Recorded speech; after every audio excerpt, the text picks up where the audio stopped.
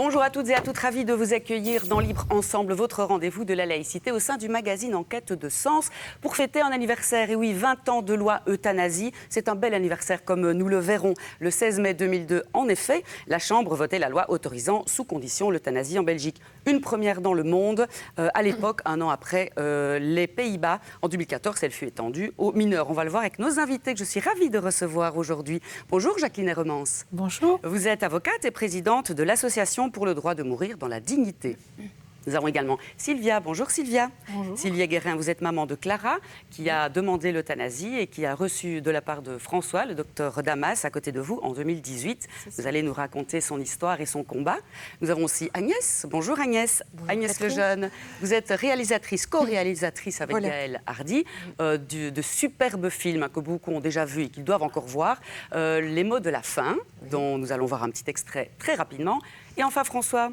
Bonjour. Last but not least, bonjour François Damas. Vous êtes docteur, médecin au CHR Citadelle de Liège. Eh bien, on a parlé du film. Les mots de la fin, je vous propose de regarder la bande-annonce et on se retrouve juste après en plateau. Merci. Vous venez me trouver ici pour quel problème?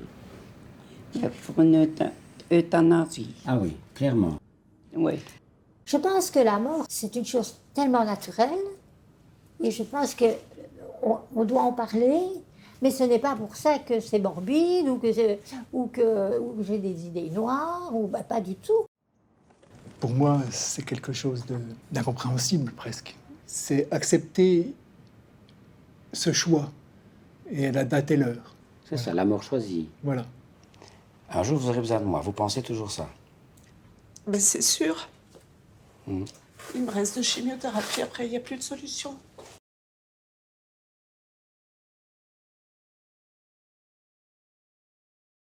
Si les enfants peuvent se préparer, il faudrait vraiment le faire de manière qu'ils aient le temps de se positionner sur le fait, de perdre leur mère et de la perdre de cette manière.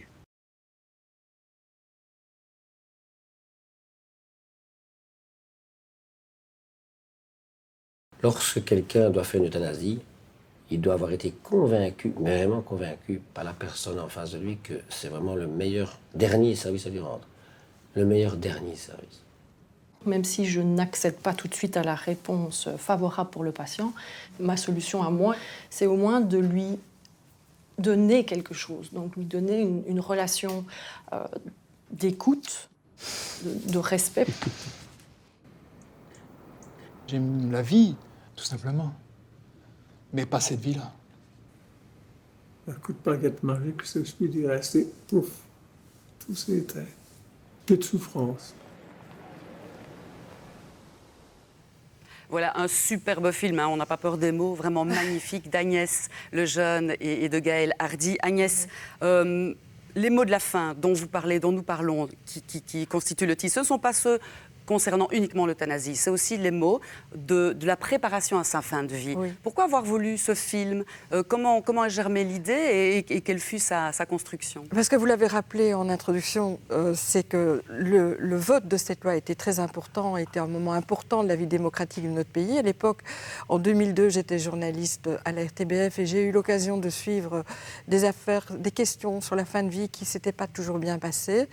Et ce qui m'a intéressé de voir, c'est 20 ans plus tard, comment une population, c'est-à-dire vous, nous, tout le monde, on peut s'approprier une loi de cette nature. Pas seulement la population, mais aussi les soignants. Ce sont les deux fils du film que nous avons pu suivre à travers la consultation fin de vie que le docteur Damas a bien voulu nous ouvrir. Et en fait, c'est une appropriation qui prend du temps. C'est une loi qui nous a mis tous au travail. Et c'est ça l'idée du film.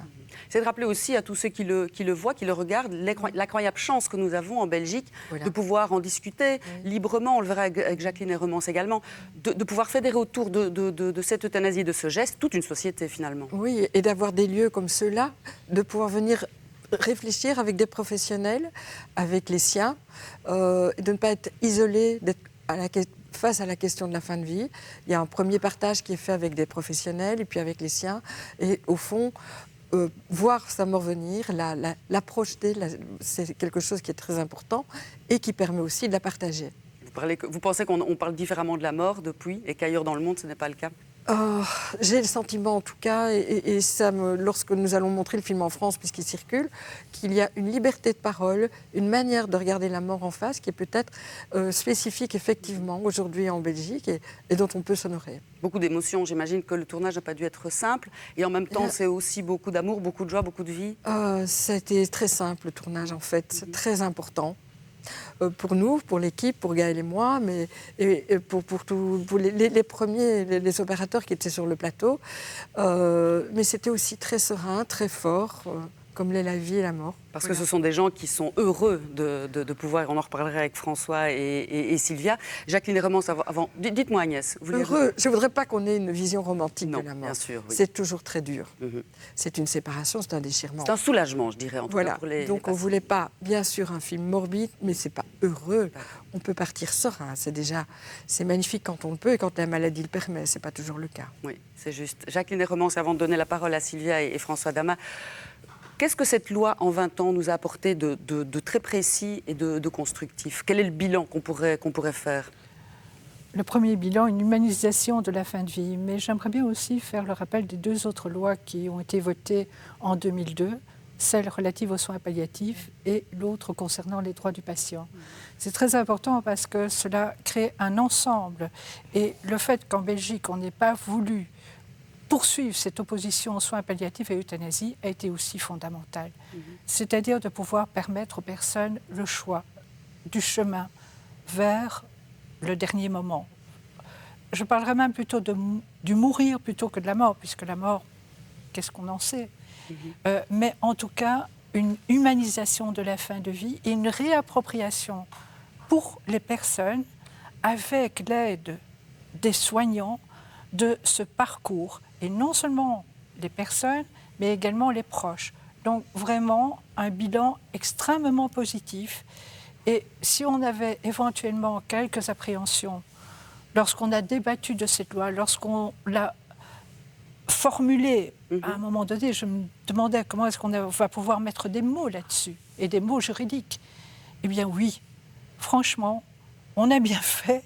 Je ne dis pas que c'est la solution miracle, mais en tout cas, cela nous a permis d'avancer, mais dans de nombreux domaines. Parce que, quelque part, il y a aussi non seulement les euthanasies qui se sont bien déroulées, mais aussi tout ce qui a pu être mis en amont et tout ce qui a pu également concerner peut-être des personnes qui n'auront pas finalement opté pour l'euthanasie, mais la libération de la parole.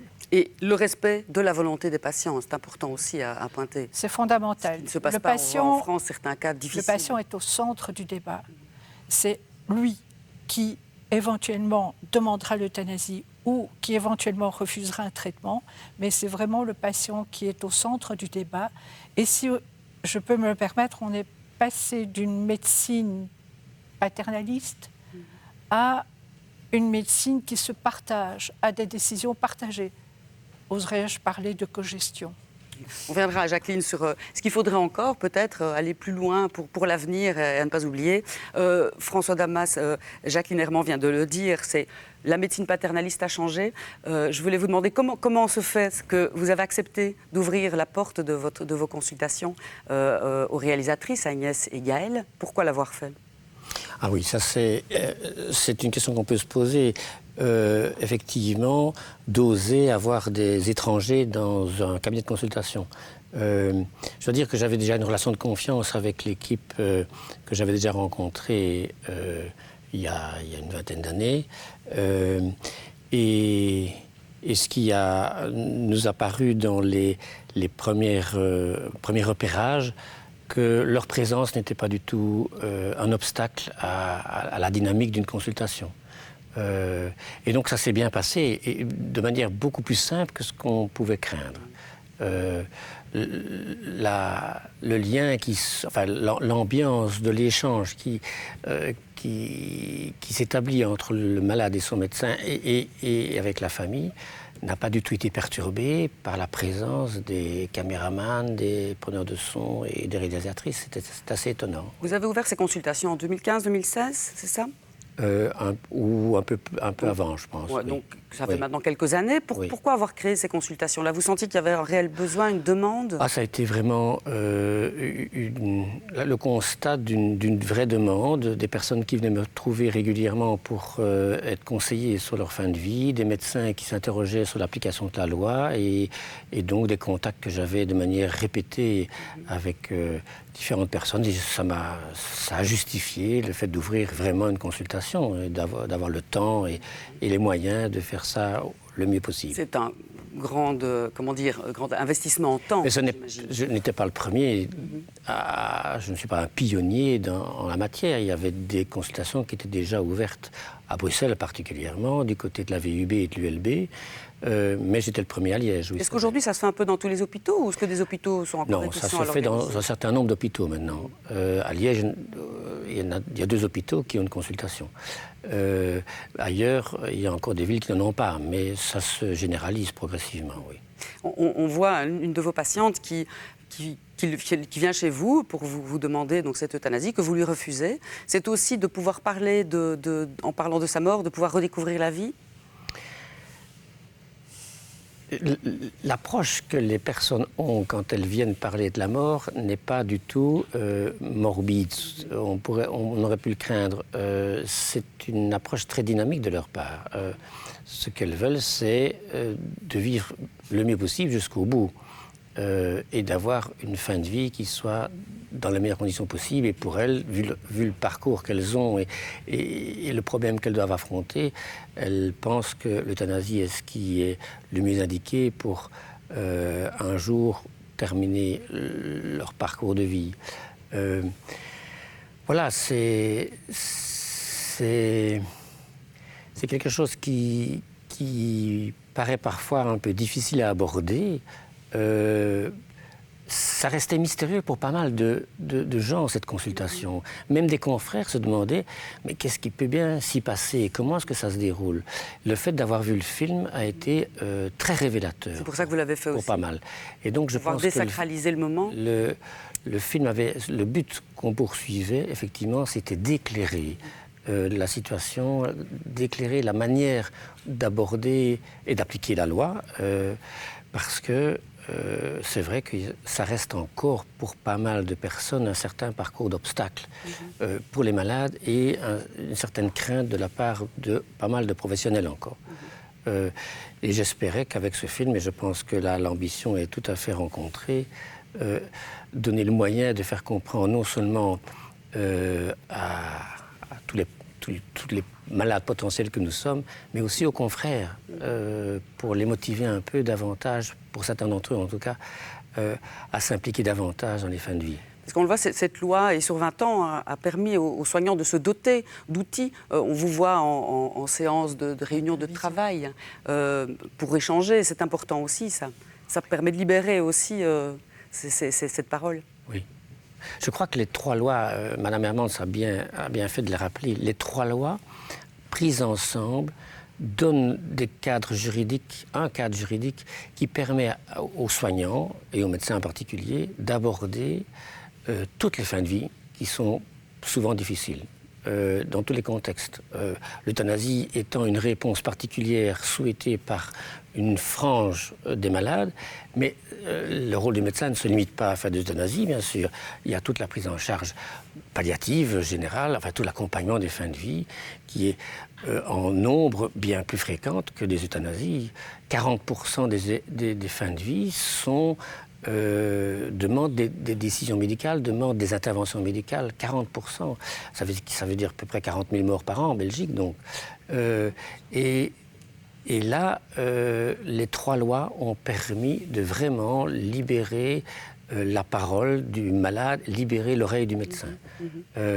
Parce que s'il y a 2%, 2,5%, 3% d'euthanasie en Belgique, la manière d'aborder la fin de vie et les conversations qui ont trait à cette possibilité sont bien plus nombreuses, bien plus nombreuses. Vous êtes d'une humanité folle, évidemment, dans le film de Gaël et d'Agnès. Est-ce que c'est inné? Est-ce que vous avez été formé? Est-ce qu'on est formé? Est-ce qu'il faut former les médecins aujourd'hui à ce type de travail, d'échange, de gestion d'émotions, que sais-je, et puis d'ouverture à l'autre? Excusez-moi, quand je peux participer à l'action d'autres confrères, d'autres consoeurs, je trouve que je ne suis pas du tout exceptionnel en la matière. Ouf, il y en a plusieurs de François. Oui. Alors, qu'est-ce qu'on est formé? Bon, c'est vrai que j'ai une certaine disposition à aborder le problème de la mort qui est évidemment le résultat de 30 ans de pratique professionnelle dans un domaine particulier qui fait que j'ai été côtoyé à la mort quasi quotidiennement. Je fais partie d'une sous-spécialité qui sont ce qu'on appelle en Belgique les intensivistes et qui sont confrontés à la mort le plus fréquemment de toutes les spécialités médicales. Si on devait interroger les médecins sur leur expérience de la mort, ce ne sont pas des palliativistes qu'il faut interroger, mais ce sont les intensivistes. Si on devait avoir une hiérarchie en termes... Intensivistes pour les auditeurs, les réanimateurs. Les réanimateurs, soins intensifs. Les réanimateurs, oui. Si on devait avoir une hiérarchie selon la fréquence des décès auxquels nous sommes confrontés. Hein, je ne vais pas faire des chats de qualité, bien sûr. Mais donc j'ai été évidemment confronté dans des conditions souvent, on peut le comprendre, difficiles en termes d'émotions, en termes d'urgence, en termes de confrontation avec des malades et surtout avec leur famille. J'ai été confronté avec des problèmes lourds de conséquences et avec des décès fréquents. Et donc évidemment, j'ai suivi un chemin qui m'a permis peut-être d'affronter des dialogues difficiles un peu plus facilement que quelqu'un qui a fait, sans les critiquer, la radiologie, l'ophtalmologie ou la dermatologie. C'est un peu normal. Ce qui ne vous empêche pas de craquer, hein. En fin de film, évidemment, lorsque vous rencontrez, et on termine ce film sur cette touche-là, la maman de Clara, Sylvia, avec laquelle vous avez fait un long chemin, à tout le moins. Sylvia, l'histoire est ce qu'elle est, ni heureuse, mais en tout cas apaisante. Quand est-ce que Clara, et comment vous a-t-elle demandé, donc fait part de son envie d'euthanasie à l'âge de 21, 22, 23 ans? C'est difficilement entendable, évidemment, à cet âge-là, de la part des parents. Très vite, en fait. Donc, comme elle a été plusieurs mois dans le coma, dont elle est sortie une fois et puis replongée dans le coma, quand elle s'est retrouvée enfermée dans son corps et à ne plus pouvoir faire rien, concrètement, elle dialoguait par les yeux. Et donc, elle nous a très rapidement fait comprendre qu'elle voulait avoir cette possibilité comme porte de sortie. Et probablement aussi était-ce lié au fait qu'elle avait eu l'occasion, par ses études, de déjà un peu... Elle faisait le droit. Elle faisait le droit, c'est ça. Et donc, elle avait eu des discussions à ce propos. Donc, je crois qu'elle était consciente que c'était un droit qu'elle avait, en quelque sorte. Et c'était enraciné en elle. Donc, ça a été très rapide. Un droit que vous ne pouviez pas lui opposer, mais à la fois, elle vous a laissé le temps aussi de faire un chemin. Elle a été extraordinaire parce que c'est évidemment quelque chose de difficile. Mais d'un autre côté, c'est parce qu'elle aimait la vie aussi qu'elle a fait ce choix-là, parce qu'elle n'avait plus de vie. C'était comme une évidence, en tout cas pour moi tout de suite, pour son père aussi. Mais entre l'évidence et le fait de faire un chemin jusqu'au bout, il y a du temps. Et elle nous l'a donné. Et c'est ce qui fait aussi que c'est quelque chose qui s'est bien passé. Elle a vraiment respecté au maximum ce qu'elle sentait comme nécessité de respecter le rythme de chacun. Pour ne pas faire revivre cette fameuse affaire Lambert, hein, qu'on a connue en France. Le fait que la loi en Belgique soit ce qu'elle est depuis 20 ans, que vous êtes allé voir le docteur Dama, qui a eu une triangulation véritablement entre votre fille, le personnel soignant et vous, c'était très important. Oui, c'était important et je pense que le rôle du docteur Damas a été exceptionnel parce que je pense que ça a été très difficile pour lui de voir arriver une jeune fille qui avait toute sa tête, mais qui était très déterminée. Et il l'a véritablement accompagnée. Et je pense que ce qui est difficile, c'est justement cet accompagnement qui fait qu'il faut aussi accompagner le patient pour finir par le quitter et le faire partir. Donc c'est quelque chose qui est...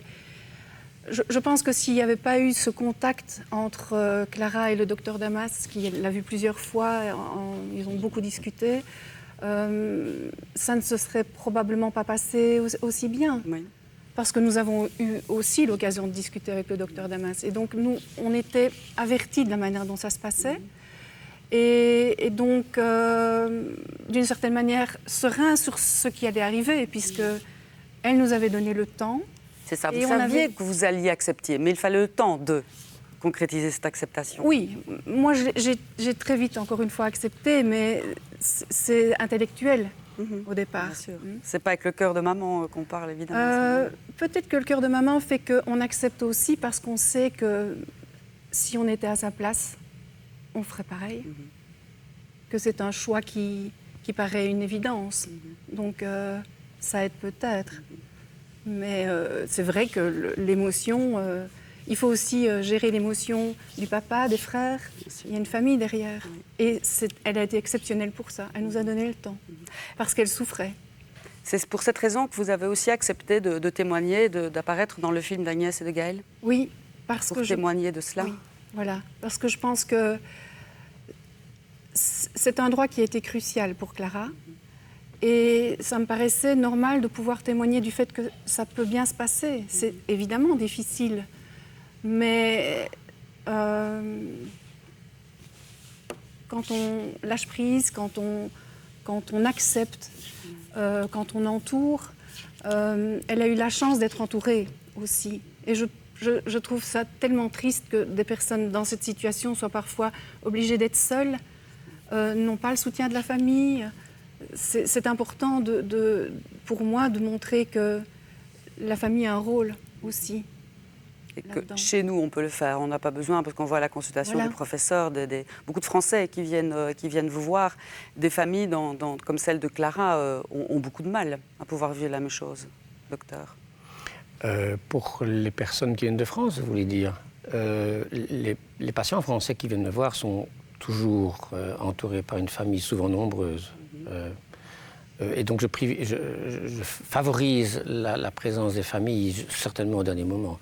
Et j'essaie de les rencontrer maintenant grâce aux moyens modernes par visioconférence à plusieurs reprises avant de fixer le dernier rendez-vous.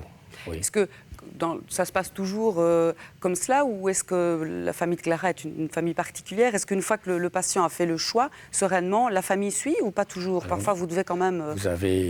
Vous avez des réactions extrêmement variables dans les familles, à l'intérieur d'elles-mêmes et d'une famille à l'autre, évidemment. Mais la chance qu'on a en Belgique, justement, c'est d'avoir une loi qui permet de parler librement, même longtemps à l'avance, d'une possibilité d'euthanasie, que certains d'ailleurs réclameront pendant de nombreux mois et puis finiront par ne pas choisir, c'est tout à fait possible. Mais grâce à ça, on est en mesure de convoquer, enfin d'avoir des réunions avec la famille, avec les différents membres de celle-ci et leur permettre de faire un vrai chemin, parce que certains vont ne pas pouvoir admettre cette possibilité, vont être complètement hostiles ou totalement hostiles. Et puis, on va faire un vrai travail d'accompagnement qui leur permet à un moment donné de rejoindre la personne qui veut partir de cette manière. Effectivement, le travail doit être fait surtout par le malade qui doit convaincre la famille que c'est son choix et que c'est le bon choix à suivre. Le médecin est là pour aider. Et le motif, la carte que le médecin a vis-à-vis d'une famille réticente, c'est qu'il peut évidemment défendre comme professionnel le fait d'adhérer ou d'accepter la demande du patient. Et donc la famille confrontée à ce point de vue un peu triangulé permet effectivement souvent de faire le chemin. Et donc régulièrement, malgré les oppositions ou les réticences majeures exprimées par les membres de famille, on se retrouve souvent au dernier moment, au dernier rendez-vous, et qui se passe quand quand c'est bien mené, quand c'est réussi, d'une sérénité partagée pour finir, une sérénité partagée. Je vais vous demander, Sylvia, Clara était sereine le jour où elle est partie? Extrêmement sereine, vraiment très souriante. Elle m'a pris enfin, elle n'était pas capable d'être seule debout, mais à un moment donné, elle s'est agrippée à moi. Elle m'a dit, je veux enfin être libre à nouveau. Et je trouve qu'il est aussi important de préciser que, puisque c'est bien organisé et que c'est un droit qui est reconnu, quelque chose qui a été facilitateur aussi pour moi, c'est de pouvoir choisir l'endroit et de ne pas être obligée de le faire dans un hôpital. Donc ça s'est passé chez nous. Dans le salon. Dans l'intimité de la famille, dans sa vie, dans ce qu'elle avait vécu. Voilà, elle avait les gens qu'elle avait décidé auxquels elle avait proposé d'être là. Et du coup, c'était extrêmement serein. Elle a réussi à nous faire rire. Elle nous a fait une blague inopinée juste avant. Ça arrive souvent, ça, que les gens fassent rire. Voilà, c'est formidable. On a tous éclaté de rire. Quand vous en reparlez, il y a encore une petite étincelle. Voilà. Elle est toujours là. Et puis elle a dit, ça va, je suis prête. Oui. Et à ce moment-là, c'est très rapide, évidemment, parce qu'on passe d'un éclat de rire à quelque chose qui est très rapide, mais serein, parce qu'elle a aussi, elle, réussi à faire ça. Ces mots de la fin, Agnès, et toute cette émotion, elle doit être vue, elle doit être offerte à beaucoup. Est-ce que le film a un succès en dehors de nos frontières? Est-ce qu'il faut le montrer ailleurs? Je pense notamment à la France. On a eu de bonnes surprises. Il faut surprises. qu'il inspire. Voilà, on a eu de bonnes surprises. Le film a été sélectionné, par exemple, dans un festival de cinéma à Varsovie, où nous avons pu aller le présenter. Il y a eu 3 projections avec un public intergénérationnel. Le film est sorti en France. Il va passer à Arte l'a acheté. Donc je pense qu'il aura une autre vie. Et il a bien marché ici en Belgique jusqu'à présent. D'ailleurs, je vais le rappeler, au Churchill, le 7 juin à 20h. Il sera encore possible de le voir et peut-être sur des plateformes plus tard. Donc, Churchill, 7 juin à 20h. Il reste 1 minute, Jacqueline Herremans. Il va falloir aussi continuer le combat parce qu'on le voit, il y a beaucoup de nos droits qui reculent. Hein. On pense à l'avortement. Est-ce que l'euthanasie risque ou est-ce que... voilà. Il m'étonnerait que toute la loi soit remise en question. Et il ne faut pas oublier, il y a encore des corrections à apporter à cette loi, des améliorations. On a parlé de personnes conscientes, mais quid des personnes qui sont atteintes de démence? Je ne vais pas développer, puisque je n'ai pas le temps, ce thème, mais de dire qu'une personne qui est atteinte, par exemple, de la maladie d'Alzheimer, elle n'a pas beaucoup de choix. Elle doit faire sa demande tant qu'elle est considérée comme compétente. Autrement, même avec une déclaration anticipée d'euthanasie, c'est trop tard.